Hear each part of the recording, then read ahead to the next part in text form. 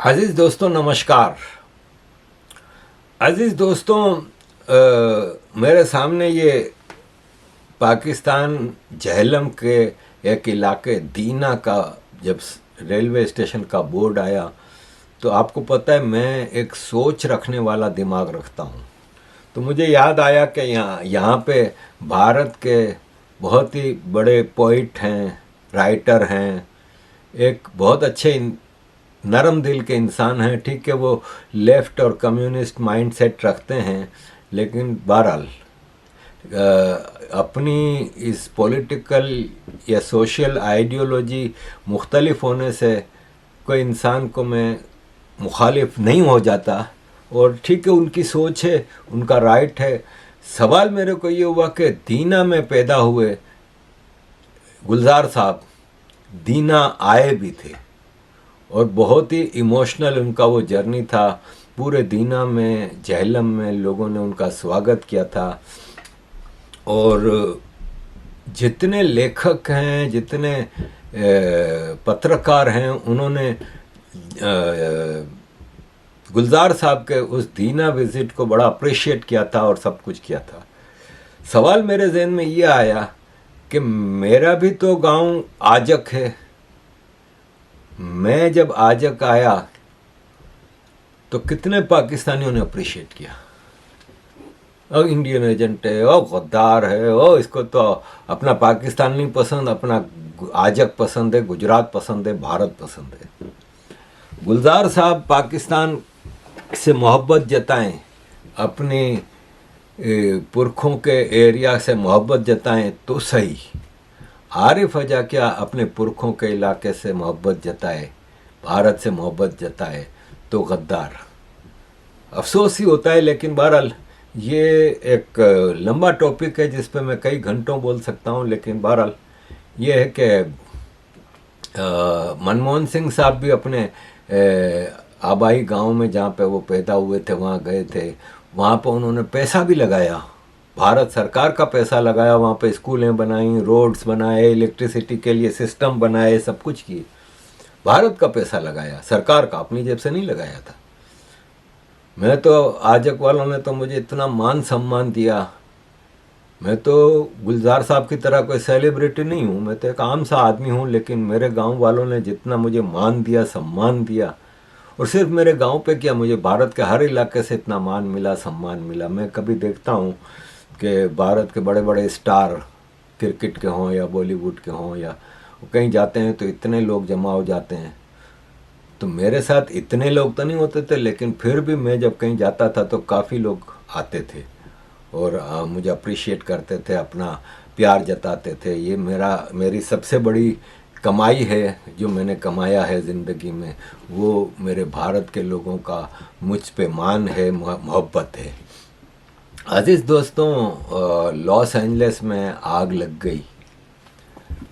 ये हॉलीवुड जहाँ पे पहाड़ पे लिखा है, मैं वहाँ पे गया था और अब वो हॉलीवुड भी जल गया है। हॉलीवुड के कई सेलिब्रिटीज़ के घर जल गए हैं, मेल गिब्सन का घर जल गया है। ये भाई साहब हैं जो बाइडन, एक नाकारा आदमी, अमेरिका की हिस्ट्री के नाकाम तरीन प्रेसिडेंट, आग लगा के अब जा रहे हैं। अजीज़ दोस्तों, इस आग के उस पे जो मुसलमानों का जो रिएक्शन है, देख लिया अल्लाह का गज़ब, देख लिया अल्लाह ने क्या किया तुम्हारे साथ, और ऐसी ऐसी चीज़ें आ रही हैं कि मैं हैरान हूँ कि इनका माइंडसेट क्या है यार। इनको शर्म भी नहीं आती, बना के पोस्टें लगा रहे हैं कि देखो ये गज़ा का नक्शा है और ये जो लॉस एंजलिस में आग है उसमें अल्लाह ने क्या किया। यार ऐसा कैसा अल्लाह है कि गज़ा में हुआ है तो इसराइल के ऊपर बदला लो भाई। लॉस एंजलिस में बैठे हुए लोगों का, उसमें कितने मुसलमानों के भी घर बदले जले हैं। तो मुझे ट्विटर पे एक साहब नीचे लिखते हैं कि अल्लाह की हिकमत है, अल्लाह अपना रंग इसी तरह दिखाता है। तो भाई ये तो फिर गलत रंग है, फिर सॉरी, हमें अल्लाह के इस रंग से बड़ा इख्तलाफ है कि ये बिल्कुल गलत रंग है, तुम लोग एक्सक्यूज़ ना दो। और ऐसे ऐसे वो आ रहे हैं। तो मुझे याद आया कि पाकिस्तान में जब सैलाब आया था ना, तो एंजेलिना जोली और कई अमेरिकन यूएस एड के लोग और सब आए थे पाकिस्तान और आम आदमियों की मदद की थी जो सैलाब में डूब गए थे, सब कुछ थे। और ये पाकिस्तानियों का रिएक्शन देखें, साले कुछ तो खुद तो कुछ करने जैसे हैं नहीं, नपुंसक है, कभी कोई जंग नहीं लड़ सकते। अगर इतनी हिम्मत है, एटम बम है तुम लोगों की, दुनिया की बेस्ट आर्मी है, बेस्ट, तो जाओ लड़ो यार गजा वालों के लिए। ये क्या हर चीज़ अल्लाह के ऊपर डाल दी? और अगर अल्लाह यही सब कर रहा है तो फिर सीरिया में मिलियंस ऑफ मुसलमान मरे हैं, अफ़गानिस्तान में मिलियंस ऑफ मुसलमान मरे हैं, लीबिया में, इराक में, पाकिस्तान में सब मुसलमान मर रहा है। दुनिया में नॉन नेचुरल डेथ जितनी हो रही है ना, वो 80% तो मुसलमानों की हो रही है। तो ये सब अल्लाह का अज़ाब है कि नहीं है? तो यार बकवासियत नहीं किया करो। बुशरा शेख पाकिस्तानी ओरिजिन की ब्रिटिश आजकल दलाली पे लगी हुई है पाकिस्तानियों की। ये ग्रूमिंग गैंग में हमें बदनाम किया जा रहा है, फलान है, ढुमकान है। वो देश जहाँ पे वो पैदा नहीं हुई, पाकिस्तान, ब्रिटेन में पैदा हुई, वो देश जहाँ ब्रिटेन में वो खाती हैं, कमाती हैं, लग्जरी लाइफ गुजारती हैं, वेस्टर्न लाइफ स्टाइल है इनका, राना अय्यूब की तरह। एडवोकेसी जिहाद की कर रही हैं, ग्रूमिंग गैंग रेप की कर रही हैं। फ़र्क देखें कि बुशरा शेख यूके में रहती हैं, यूके से कमाती हैं, यूके में लाइफ गुजारती हैं, लेकिन अपने पुरखों के देश पाकिस्तानी की दलाली कर रही हैं। राना अय्यूब इंडिया में पैदा हुई, इंडिया में पली बढ़ी, इंडिया से कमाती हैं, लग्जरी लाइफ इंडिया को बेच के गुजार रही हैं, लेकिन हर वक्त इंडिया के खिलाफ जहर उगलती हैं। फ़र्क देखिए आप लोग।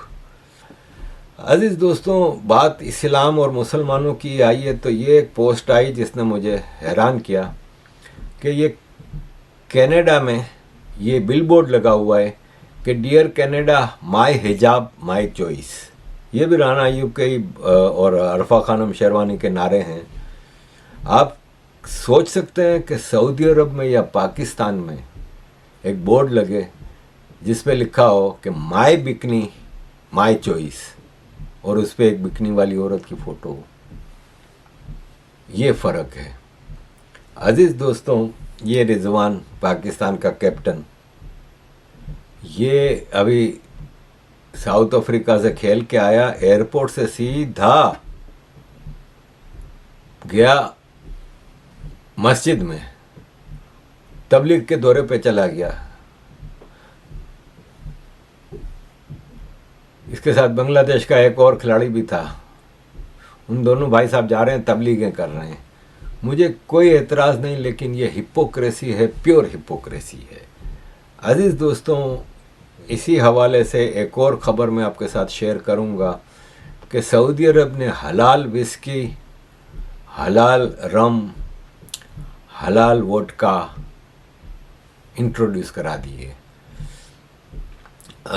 जब हम सऊदी अरब में रहते थे तो मेरे पापा एक दिन कैन लाए। माँ ने पूछा क्या है, तो बोला बियर है। माँ ने कहा ये क्या होती है? बोला वो शराब होती है। तो मेरी माँ ने कहा सऊदी अरब में बियर पियोगे, कहाँ से लेके आए? बोला ये हलाल बियर है, उसको अरबी में बीरा कहते थे। वो हमने पी, हमें अच्छी भी लगी थी। अब जो बाद में आके हमने जो हराम बियर पी ना, उससे कड़वी कम होती थी। लेकिन बहरहाल अब सऊदी अरब ने विस्की भी हलाल इंट्रोड्यूस कर दी है,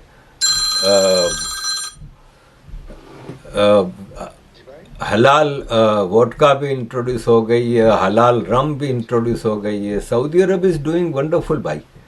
और पाकिस्तान को सऊदी अरब से सीखना चाहिए कि जो इस्लाम की बर्थ प्लेस है वो तो हलाल चीज़ें इंट्रोड्यूस कर रहा है, आप हम लोगों को हराम हराम करके मार रहे हैं। अजीज़ दोस्तों, अब आते हैं थोड़ा इमरान खान के केस की तरफ।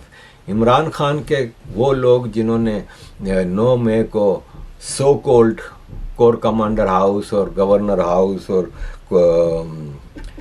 इन लोगों के घरों पर हमले किए थे, उनमें से सज़ाएं हुई हैं। हसन नियाज़ी जो इमरान खान का भतीजा है या भांजा है या ऐसा कुछ, उसको भी सज़ा हुई है और लंबी लंबी सज़ाएं दी हैं। तो उस पर काफ़ी लेदे हो रही है। अमेरिका के रिचर्ड ग्रेनेल और वगैरह ने भी इसके ख़िलाफ़ बयान दिया है। इसके अलावा यूरोपियन यूनियन, इंग्लैंड ने भी सब ने इसको कंडेम किया है कि मिलिट्री कोर्ट से ये सज़ाएं क्यों हुई हैं। तो आप इसका कुछ नहीं कर सकते, सज़ाएं हुई हैं सो हुई हैं।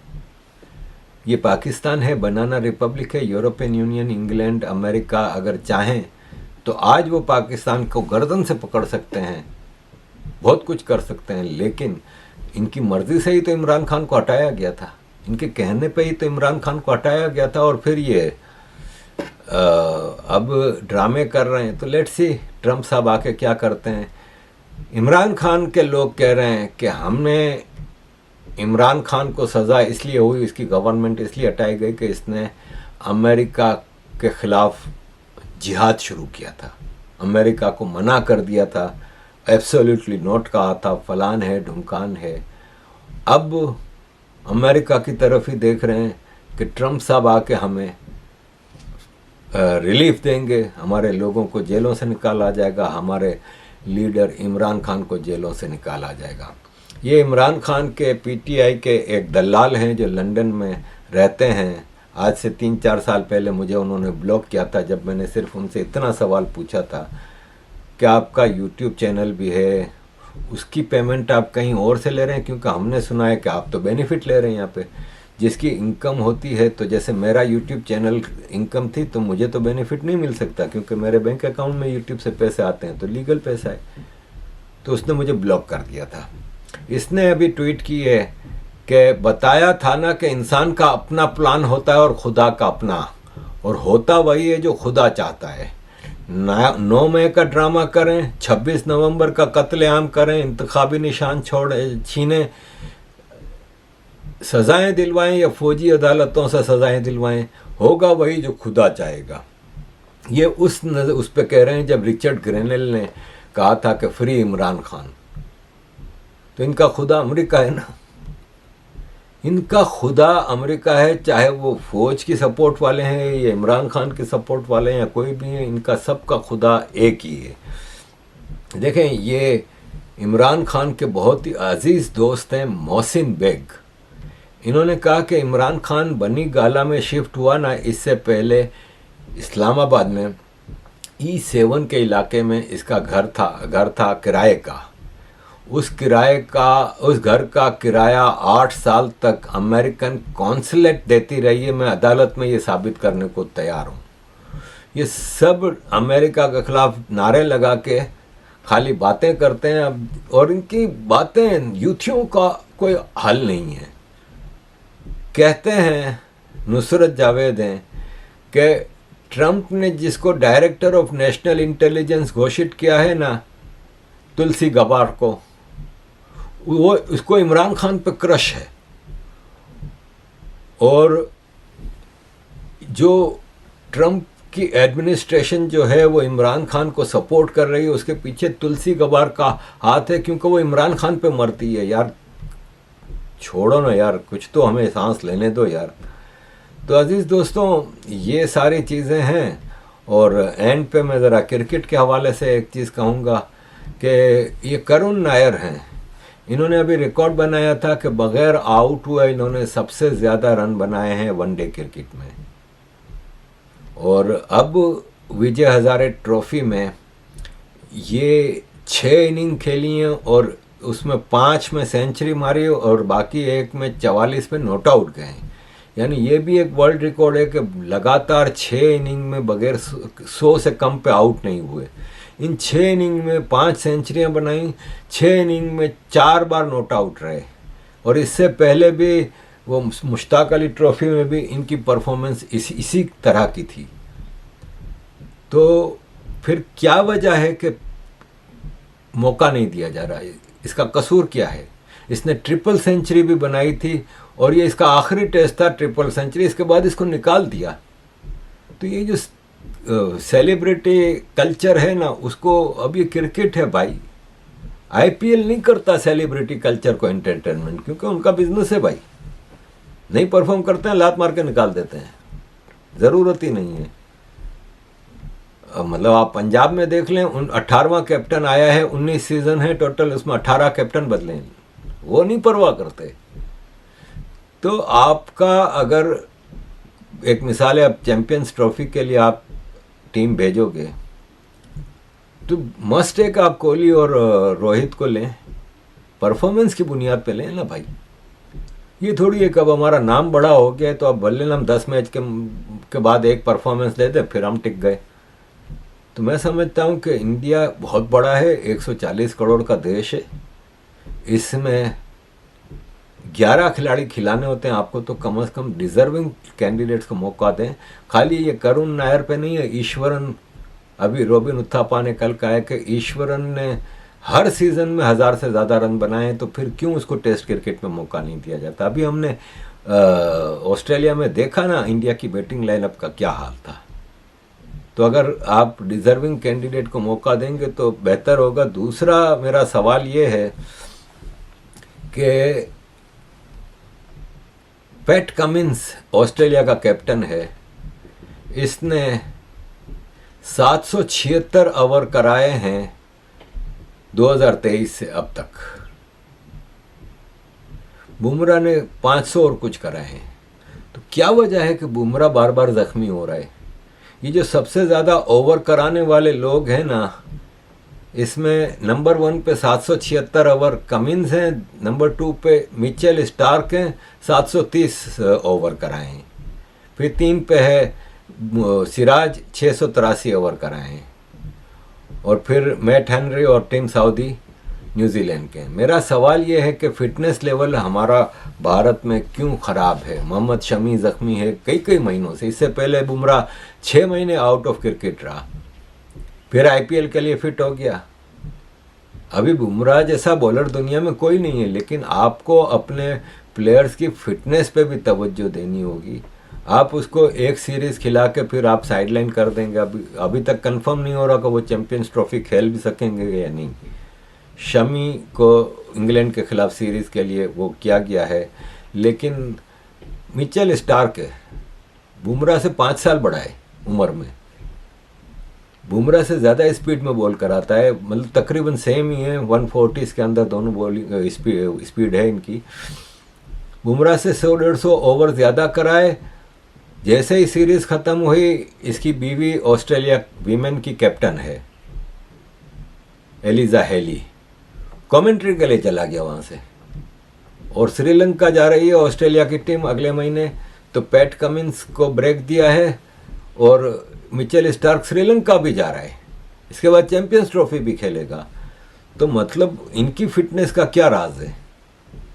तो ये है कि ज़रा, एक तो ये है कि भारत के जो नेशनल प्लेयर्स हैं उनको ओब्लाइज किया जाए कि वो लोकल टूर्नामेंट हैं, जैसे रणजी ट्रॉफी है, विजय हजारे ट्रॉफी है, दुलीप ट्रॉफी है, ये सब खेलें और फिर परफॉर्मेंस की बुनियाद पे सिलेक्शन होना चाहिए खिलाड़ियों का।